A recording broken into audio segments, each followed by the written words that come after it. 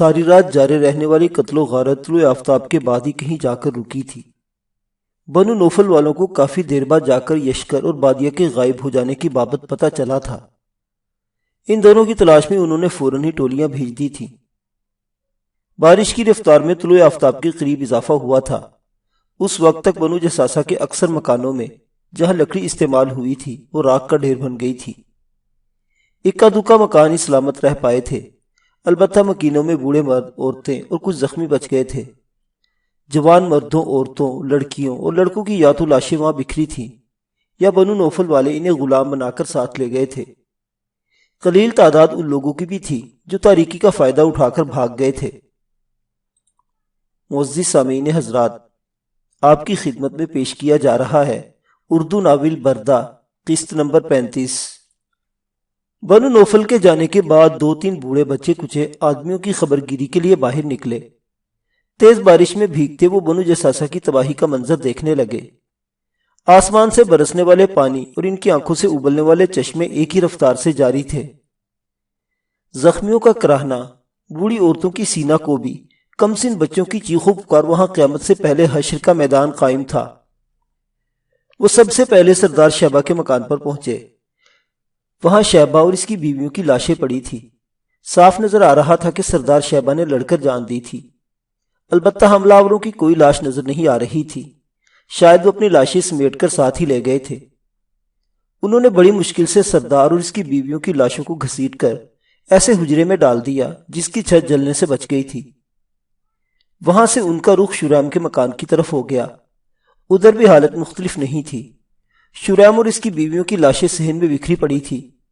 عورتوں کی لاشیں ایک کوٹری میں ڈال کر جو ہی انہوں نے شریم کی لاش کو سیدھا کرنا چاہا، اس کے منہ سے زوردار کرا خارج ہوئی۔ وہ زندہ تھا۔ اس کے پیٹ، بازوں اور ٹانگوں پر چھوٹے بڑے زخم تھے، لیکن سینے کے داہنی جانب ایک بڑا سا گھاؤ نظر آ رہا تھا جو یقیناً کسی اناڑی شمشیر زن کا کمال تھا۔ اگر وہ زخم دائیں کے بجائے بائیں طرف ہوتا تو شریم کا زندہ بچ جانا ناممکن تھا۔ وہ اسے احتیاط سے اٹھا کر گھر میں واحد سلامت رہنے والی کوٹری کی طرف بڑھ گئے جہاں اس کی بیویوں کی لاشیں پڑی تھی۔ بے ہوش ہونے سے پہلے اس نے اپنی قمیض کے دامن سے زخم کو دبا کر خون روکنے کی کوشش کی تھی، اور خون کو بر وقت روکنے کی ہی وجہ سے اس کی جان بچ پائی تھی۔ اسے سیدھا لٹا کر وہ اس کے گھاؤ کا جائزہ لینے لگے۔ سب سے عمر رسیدہ بوڑھا کہنے لگا، افر ابن اوف، تم حنیف قنب سے بن عبد شمس کے گھر جا کر دیکھو، اگر وہ زندہ بچ گیا تو شریم کو بچایا جا سکتا ہے۔ افر ابن اوف سر ہلاتا ہوا وہاں سے باہر نکل گیا۔ شریم کی زندگی کے چند دن بقایا تھے کہ حکیم قنب بن عبد شمس افرا کو زندہ مل گیا تھا۔ افرا کو وہ راستے ہی میں ایک زخمی کی مرہم پٹی کرتا نظر آیا تھا۔ بنو نوفل والوں کے جاتے ہی وہ زخمیوں کی دیکھ بھال کے لیے گھر سے باہر نکلا تھا۔ افرا کے ساتھ مل کر اس نے زخمی جوان کو گلی سے اٹھا کر ایک بچ جانے والے کمرے میں لٹایا اور دونوں شریم کے گھر کی طرف روانہ ہو گئے۔ افرا قنب تک سردار کے مرنے کی خبر پہنچا چکا تھا، اور سردار کے مرنے کے بعد شریم ہی تھا جو اجڑے پجڑے قبیلے کی آخری امید تھا۔ بہرام اگلے دن بنو کاظمہ کے مضافات سے پڑاؤ اٹھا کر مرہ بن اسمد اور اس کے ساتھی مخرمہ بن بوی کے ساتھ یشکر کی تلاش میں آگے بڑھ گیا۔ 5 سونے کے سکے اس نے پیشگی معاوضے کے طور پر مرہ اور مخرمہ کو ادا کر دیے تھے۔ یوں بھی انہیں راستوں کی پہچان اور رہنمائی کے لیے قابل اعتماد لوگوں کی ضرورت تھی۔ مرہ اور مخرمہ پہلے بھی ان راستوں پر سفر کر چکے تھے۔ بنو کاظمہ تے آتے وقت صحرائے نفود ان کے دائیں ہاتھ پر پڑ رہا تھا۔ مرہ اور مخرمہ بہرام کے دائیں بائیں اپنے گھوڑے دوڑا رہے تھے۔ وہ تینوں تمام سے آگے تھے۔ مرہ بن اسمد ترجمان کی وساطت سے بہرام کو راستوں میں آنے والے مختلف قبائل کے بارے میں معلومات فراہم کر رہا تھا۔ سب سے پہلے وہ بنو نوجل پہنچے تھے۔ قبیلے کے مضافات میں پڑاؤ ڈال کر بہرام مرہ بن اسمد اور بوی کے ساتھ قبیلے کے سردار سے ملنے چل پڑا۔ 4-5 محافظ بھی اس کے ہمراہ تھے۔ قبیلے کی طرف بڑھتے ہوئے بہرام نے سرسری لہجے میں دریافت کیا، بنو نوجل کا سردار کیسا آدمی ہے؟ ترجمان نے مرہ بن اسمد کے سامنے بہرام کی بات دہرائی۔ وہ کہنے لگا، بنو نوجل کے سردار سامہ بن تمیم کی 2 بیویاں ہیں، لیلا اور اکرشا۔ دونوں ایک دوسرے سے بڑھ کر خوبصورت ہیں۔ وہ جہاں بھی جاتا ہے دونوں کو ساتھ ہی رکھتا ہے۔ اب تو اکرشا کی بیٹی بھی جوان ہو گئی ہے، مگر اکرشا اور لیلا کا حسن پہلے ہی کی طرح قائم دائم ہے۔ بہرام ہنسا۔ میں نے سردار کے متعلق دریافت کیا ہے، تم اس کی بیویوں کا تذکرہ چھیڑ بیٹھے ہو۔ مرہ بن عصمت کے ہونٹوں پر مسکراہٹ نمودار ہوئی۔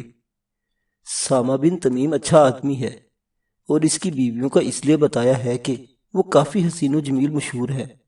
البتہ بنو جساسہ کی سردارزادی کے متعلق سننے میں آ رہا ہے کہ وہ اکرشا اور لیلا سے بھی بڑھ کر حسین ہے۔ مرہ بن عصمت، میں یہاں رشتے تلاش کرنے نہیں آیا۔ بہرام کو خوبصورت دونوں کے تذکرے سے کوئی دلچسپی نہیں تھی۔ اس کی نگاہ میں دنیا کی حسین و جمیل لڑکی سبرینا ہی تھی۔ بنو نوجل کے سردار کے بیٹے کا شمار اچھے شعراء میں ہوتا ہے، اور سردار کے پاس ایک گھوڑا ہے جو گھڑ دوڑ میں 5 بار اول آ چکا ہے۔ گہرا سانس لیتے ہوئے بہرام نے اس بات میں سر ہلا دیا کہ پورے راستے اسے مرہ ایسی ہی باتیں سننے کو ملی تھی، شعر و شاعری، گھڑ سواری، حسین عورتیں اور بہترین شراب کے علاوہ شاید کوئی موضوع اس کے پاس موجود نہیں تھا۔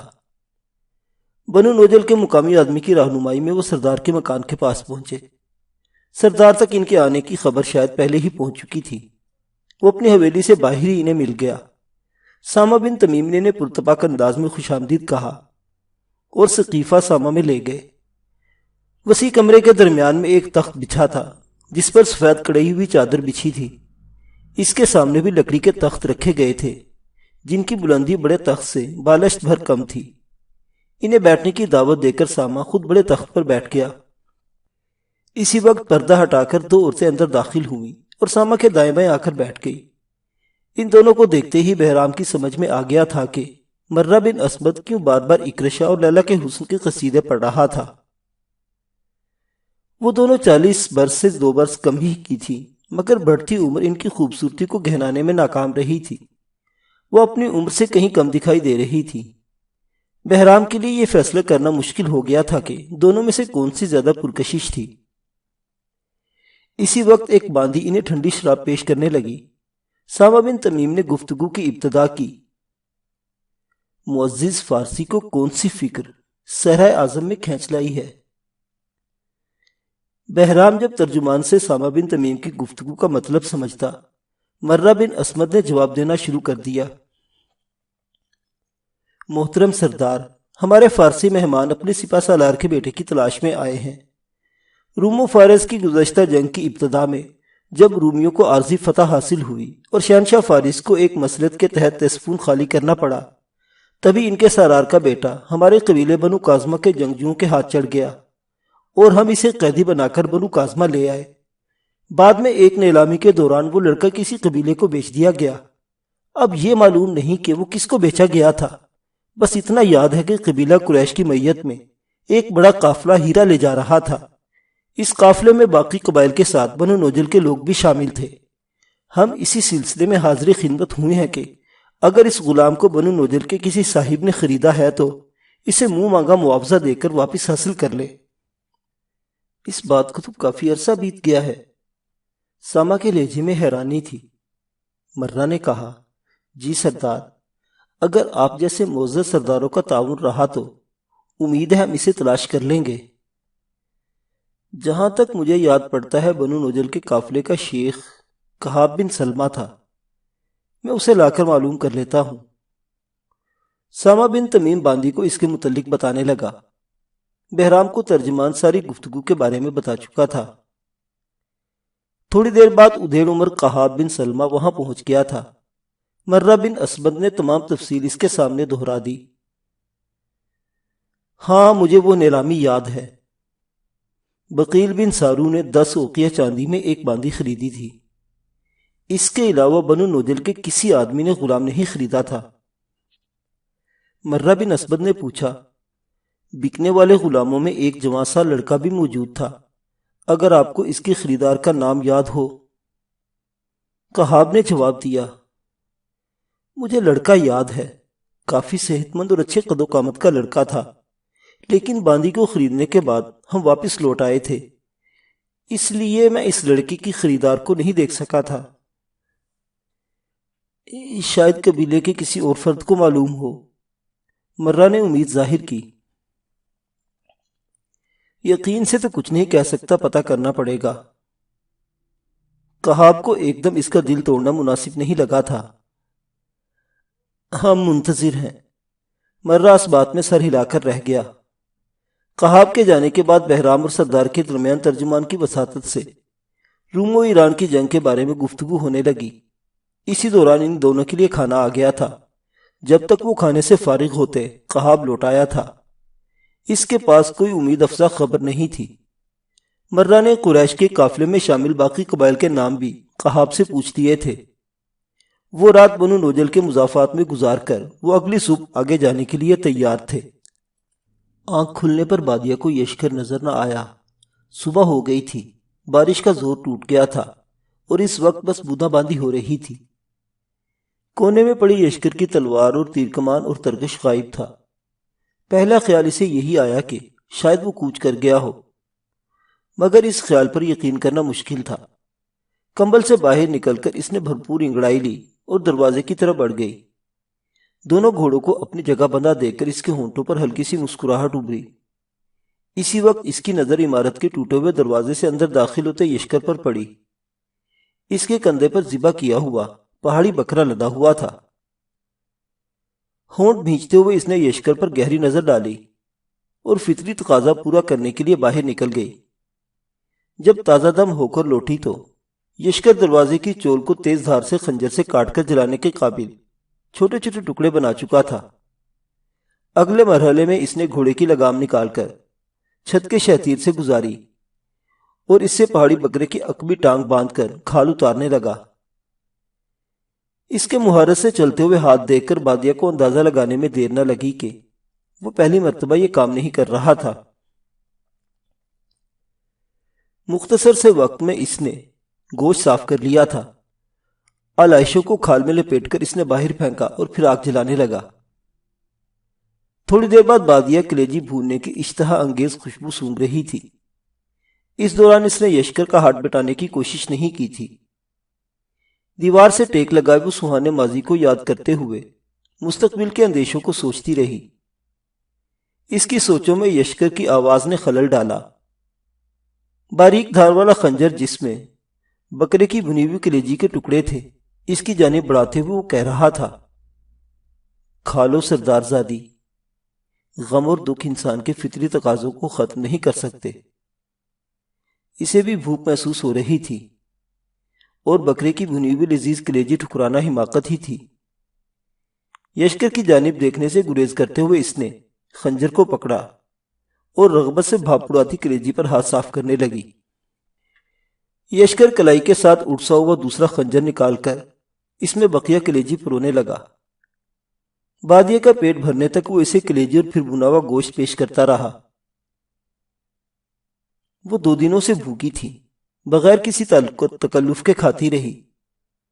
اس کے سیر ہونے کے بعد یشکر نے اپنا پیٹ بھرا اور بقیہ گوشت بھی بھوننے لگا۔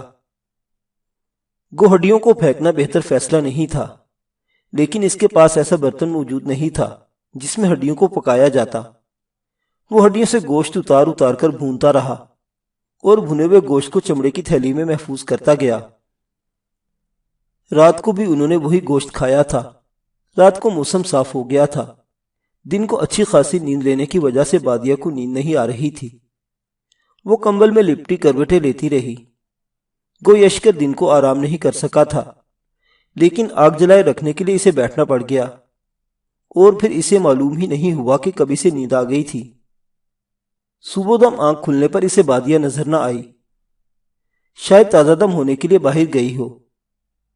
امکانی سوچ اس کے دماغ میں گونجی، مگر اس کے ساتھ ہی وہاں بھنے ہوئے گوشت والی تھیلی، تیر کمان، ترکش اور اوڑھنے والے کمبل کو غائب دیکھ کر اس کا ماٹا ٹھنکا اور دل بے ترتیب دھڑکنے لگا۔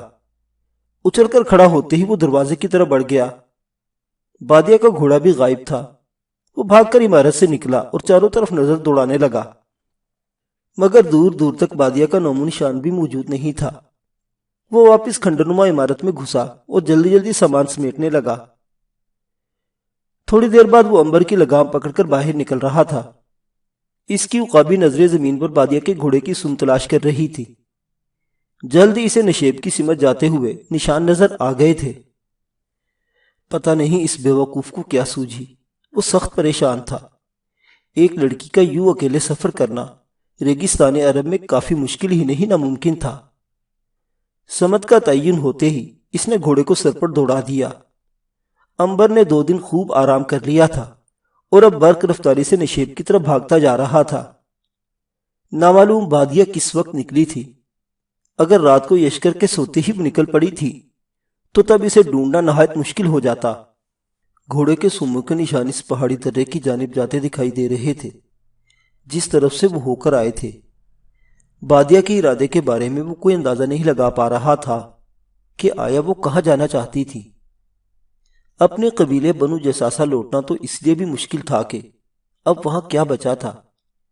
وہ بنو اسد کا ارادہ بھی کر سکتی تھی کیونکہ وہاں اس کی چچیری بہنیں ثانیہ، وطینہ اور سلمہ موجود تھی۔ ان 2 کے علاوہ یشکر کسی ایسی جگہ سے واقف نہیں تھا جہاں جانے کی نیت سے وہ بھاگ سکتی تھی۔ اس کے بھائی اب تک زندہ تھے لیکن جب تک وہ سفر سے لوٹ کر نہ آ جاتے وہ ان کے پاس جا نہیں سکتی تھی۔ نشیب میں پانی دریا کی طرح بہہ رہا تھا۔ عرب میں زوردار بارش کے بعد یہی حالت ہوا کرتی تھی۔ بارش کا پانی کئی روز تک آبی گزرگاہوں میں بہتا رہتا تھا۔ یہ اتنا منظور ہوتا ہے کہ پہاڑوں سے بڑی بڑی چٹانیں تک لڑکا کر لے آتا ہے۔ عربی میں ان گزرگاہوں کو وادی کہتے ہیں اور یہ لوگوں کی آمد و رفت کے لیے عمدہ شاہراہوں کا کام دیتی ہیں کیونکہ ان کی تہوں میں ہمیشہ پانی موجود رہتا تھا اور مسافر جذب شدہ پانی کھود کر نکال سکتے تھے۔ اس کے علاوہ اس نمی سے وادیوں کے ارد گرد گھاس پھوس بھی خوب پھوٹا کرتا تھا۔ پانی کا رخ مغرب سے مشرق کی جانب تھا۔ مجموعی طور پر دیکھا جائے تو جزیرہ نما عرب ایک سطح مرتفع ہے جو مغرب سے مشرق کی طرف بتدریج ایک ڈھلوان ہے۔ وادی میں بہنے والا پانی اتنا تیز رفتار تھا کہ اسے عبور کرنا حد درجے مشکل نظر آ رہا تھا۔ وادی کے داہنے کنارے پر بادیہ کے گھوڑوں کے سموں کے نشان نظر آ رہے تھے جو شمال کی طرف بڑھ رہے تھے۔ وہ 2-3 کوس کا فاصلہ ہی طے کر سکا تھا کہ ایک موڑ مڑتے ہوئے اس کی نظر 4 افراد پر پڑی۔ وہ پیدل چل رہے تھے۔ ان کے انداز سے لگ رہا تھا جیسے وہ وادی کو پار جانا چاہتے ہوں مگر سیلابی ریلا ان کے ارادے میں رکاوٹ ڈالے ہوئے تھا۔ یشکر کو دیکھ کر وہ اس کی جانب متوجہ ہو گئے تھے۔ یشکر بھی ان کی سمت بڑھ گیا۔ قریب پہنچ کر وہ بآواز بلند بولا، مشرق سے ابھرنے والا تمہاری حفاظت کرے۔ جواب دینے کے بجائے وہ عجیب سی نظروں سے اسے گھورنے لگے۔ یشکر کے پاس ان کی نگاہوں کا تجزیہ کرنے کا وقت نہیں تھا۔ وہ بے صبری سے بولا، کیا آپ لوگوں نے یہاں سے کسی گھڑ سوار کو گزرتے دیکھا ہے؟ ہاں دیکھا ہے۔ چاروں میں نسبتاً طویل قامت موٹے تازے نے اسبات میں سر ہلایا۔ کتنی دیر ہو گئی ہے؟ جتنی دیر میں اونٹ علل کر لیتا ہے۔ قدیم بدوی معاشرے میں پانی مل جانے پر اونٹوں کو زیادہ سے زیادہ پانی پلانے کے لیے یہ نفسیاتی طریقہ استعمال کیا جاتا کہ 2 اونٹوں کو پہلو بہ پہلو گھاٹ پر کھڑا کرتے تھے تاکہ ایک دوسرے کو پیتا دیکھ کر زیادہ سے زیادہ پانی پی لے۔ اس پہلی مرتبہ کی سیرابی کو نہل کہتے تھے۔ بعد ازاں جب آخری 2 اونٹ پینا شروع کرتے تو اولین 2 اونٹوں میں سے ایک کو لا کر ان کے درمیان کھڑا کر دیتے تھے۔ جب وہ دونوں طرف کے اونٹوں کو پانی پیتے دیکھتا تو پھر سے پانی پینا شروع کر دیتا۔ اس دوسری مرتبہ کی سیرابی کو علل کہتے تھے۔ چنانچہ نہل و علل ایک بار پیا اور 2 بار پیا، ایک محاورے کی صورت اختیار کر گیا۔ شکریہ کہہ کر یشکر جانے کے ارادے سے مڑا۔ ٹھہرو، قوی الجثہ نے زوردار آواز میں پکارا۔ یشکر رک کر حیرانی سے اس کی جانب دیکھنے لگا۔ وہ معنی خیز لہجے میں بولا، تم نے معلومات پوچھی ہیں اور اس کا معاوضہ نہیں دیا۔ یشکر ہنسا، پوچھی ہیں، خریدی تو نہیں۔ وہ اطمینان سے بولا، مگر میں نے تو فروخت کی نیت سے معلومات دی ہیں اور معاوضے میں یہ گھوڑا میرا ہوا۔ یہ کہتے ہوئے اس نے کندھے سے لٹکی کمان اتار کر ہاتھ میں پکڑ لی تھی۔ اور یہ یشکر کے لیے واضح دھمکی تھی کہ اگر اس نے بھاگنے کی کوشش کی تو وہ تیر چلانے سے دریغ نہیں کرے گا۔ ایک معلومات میں بھی دیتا ہوں، مقدس آگ کی قسم جسے تم نہیں پوچھتے، مجھ سے پنگا لے کر تم نقصان اٹھاؤ گے۔ یہ کہتے ہوئے اس نے کندھے اچکائے۔ حساب برابر۔ وہ استہزائیہ ہنسی سے بولا، بہت خطرناک ہو۔ یشکر نے نفی میں سر ہلایا، میں تو نہیں، البتہ میری تلوار خاصی خطرناک ہے۔ اس سے بھی؟ قوی الجثہ نے ایک لمبی تلوار اس کی آنکھوں کے سامنے لہرائی۔ یشکر نے ایک نظر میں دیکھ لیا تھا کہ اس کی تلوار بڑی ضرور تھی، مگر اس میں وہ مضبوطی مفقود تھی جو یشکر کی تلوار میں تھی۔ وہ فالتو وزن اٹھانے والی بات تھی۔ اس کے تینوں ساتھی اشتیاق سے ان کا مکالمہ سن رہے تھے۔ معلوم یہی ہو رہا تھا کہ قوی الجثہ ان کا سرغنہ تھا۔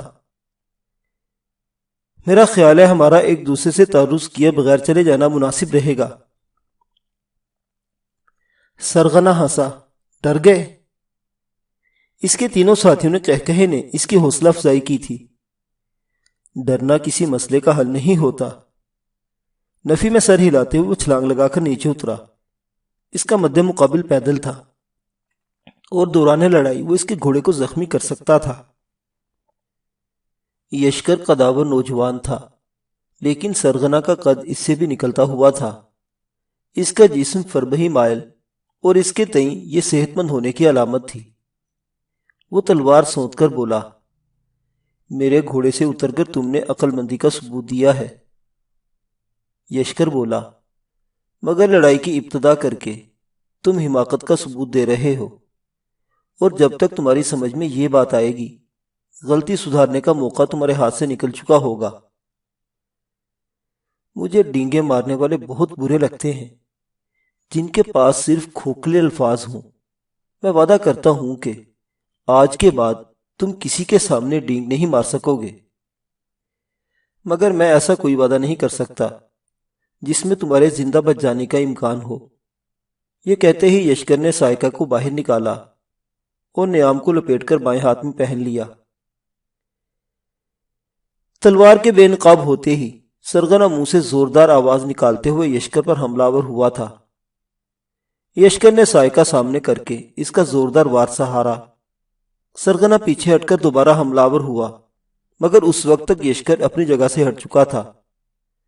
وار خطا ہوتے دیکھ کر سرغنہ پینترا بدل کر تابڑ توڑ حملے کرنے لگا۔ اس کے حملوں میں تیزی آتی دیکھ کر یشکر بھی اطمینان میں کوئی فرق نہیں پڑا تھا۔ وہ آرام سے حملے روکتا رہا۔ جلدی سرغنہ ہانپنے لگا تھا، جبکہ یشکر کے ماتھے پر نظر آنے والی چند پسینے کی بوندیں یہی ظاہر کر رہی تھی کہ وہ شمشیر زنی جیسا پرمشقت کام کر رہا ہے۔ سرغنہ کو سست پڑتا دیکھ کر اس نے چڑھائی شروع کر دی۔ سرغنہ بمشکل 2-3 بار ہی سہار سکا تھا کہ اس کی تلوار 2 ٹکڑوں میں بٹ گئی۔ اس نے جلدی سے ٹوٹی ہوئی تلوار پھینک کر ہاتھ بلند کرنے کی کوشش کی، مگر اس وقت تک سائکہ اس کے چہرے پر گہری خراش ڈال چکی تھی۔ گھٹنوں کے بل بیٹھتے ہوئے وہ ہاتھ اٹھا کر چلایا، سمجھ میں آ گیا، مجھے مقابلہ نہیں کرنا چاہیے تھا۔ یشکر نے منہ بنا کر کہا، عقل آنے کے لیے شکل بگڑنے کا انتظار ضروری تھا، مجھے معاف کر دو۔ وہ ہکلایا۔